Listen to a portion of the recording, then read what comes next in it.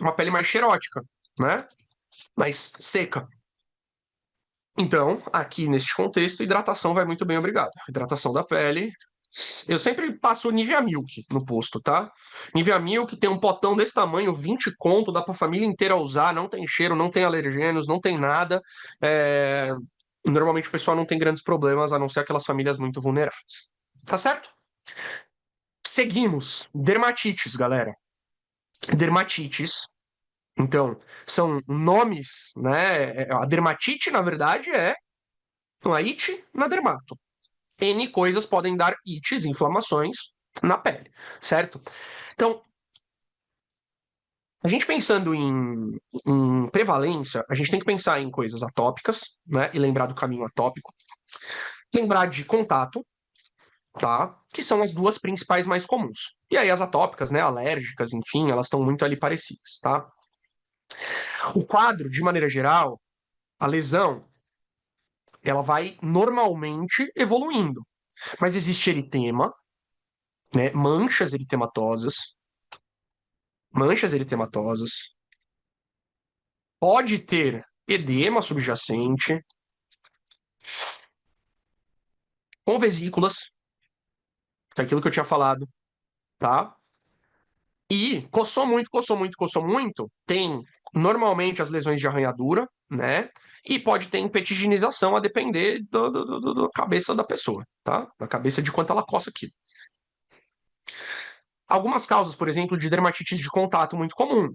Sempre lembrar, produto de limpeza, é, fraldas, né, em nenês, né, que vão ali ficar mais restritos, bijuterias, né, ouros, os anéis, os brincos, e uma coisa que eu aprendi, inclusive no curso de dermato que tem dentro da escola, é que não necessariamente a lesão é contígua.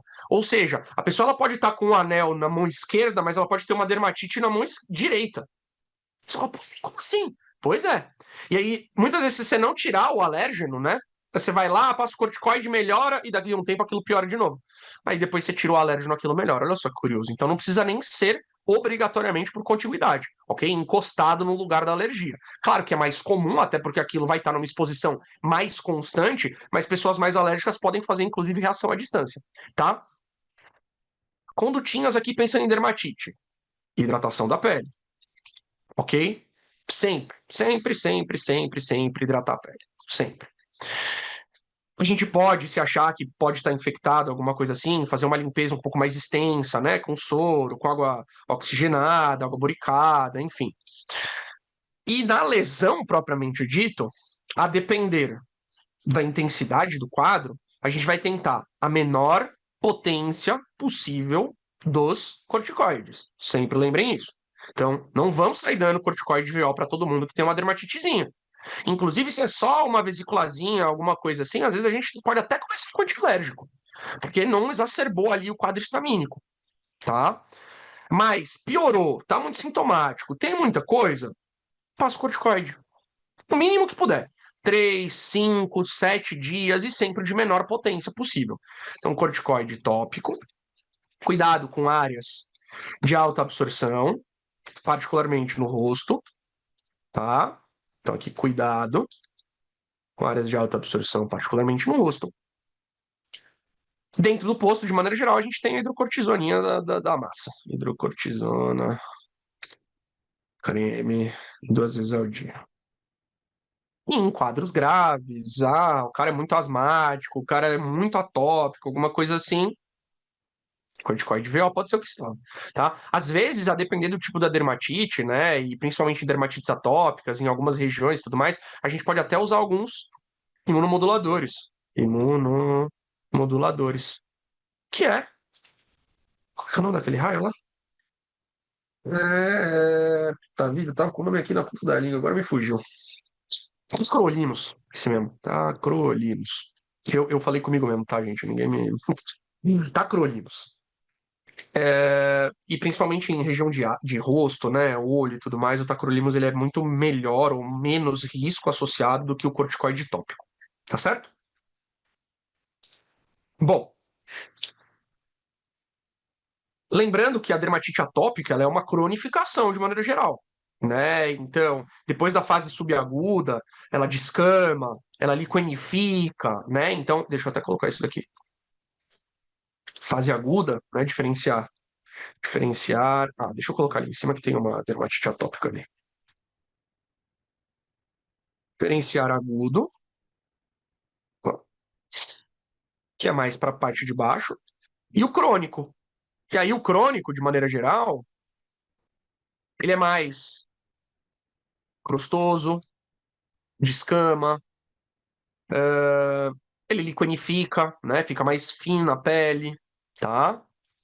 Boa. Então, seguimos aqui. Estão gostando da aula, galera? Galera do YouTube, vocês pararam de mandar mensagem ou vocês estão de mal comigo? Acho que vocês só pararam de mandar mensagem. Galerinha da DAP, tudo tranquilo? Tudo boa?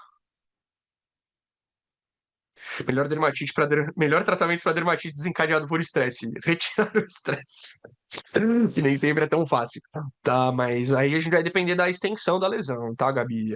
Se é muito grande, se tá respondendo a corticoide ou não. Mas se a gente pensar em dermatite, de maneira geral, a gente vai pensar em corticoterapia, tá? Ou então em imunomoduladores em quadros mais graves, tá? E aí tem que tomar cuidado com esse dermatite por estresse para ver se não é confundidores, tipo uma psoríase, que às vezes é parecida, tá? Então ficar de olho nisso nos diagnósticos diferenciais. Bom, tíneas, ou tinha, se você é mais antigo igual eu. As tinhas, elas são dermatófitos, são fungos de pele, tá? Fungos de pele muito comuns. Dermatófitos. São muito comuns. Muito, muito, muito, muito comuns mesmo. Tá bom? Lesãozinha clássica de tínia. É aquela plaquinha anular, bordas ativas e centro descamativo. Bordas ativas é mais hiperemiadas, tá? Mais vermelhinhas. Vermelhinhas. Olhou numa lesãozinha dessa aqui, desse jeito, com coceira, lógico, né? Com coceira, porque parece uma lesão em alvo de um lúpus, sei lá. Aí você olhou isso e vai, mas e o lúpus, Vinícius? Não, calma. Olha a morfologia, identifica a lesão. Aí você vai pensar nos diagnósticos. Uma coisa de cada vez, tá? Vermelho. Boa. Existem várias tíneas, né? Tínia da mão, tínia do pé, tínia da virilha, tínia, né? E vão dando nomes. Peds, manis, cruris, capites, tudo, desculpa a palavra, bosta. É tudo fungo, tá? De maneira geral, a gente vai iniciar o tratamento tópico, ok?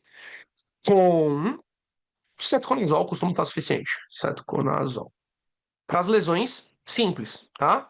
2 vezes ao dia por 14 dias, tá? E às vezes a gente pode até ter que estender em lesões um pouco maiores, quadros um pouco mais refratários, tá bom? Mas não é incomum, e principalmente em pacientes que têm comorbidades, que comorbidades, Vinícius? Diabético, paciente imunodeprimido, lesões maiores, que não vão responder a tópico. Aí, de maneira geral, a gente vai pensar no itraconazol. Puta, Vinícius, mas eu não consigo acesso ao itraconazol, só com fluconazol. Dá pra gente fazer uma maracutaia do fluconazol, tá? O grande problema é uma possível sobrecarga hepática, né, de uma dosagem bem continuada de fluconazol, que de maneira geral tem uma meia-vida longa, até do ponto de vista farmacológico.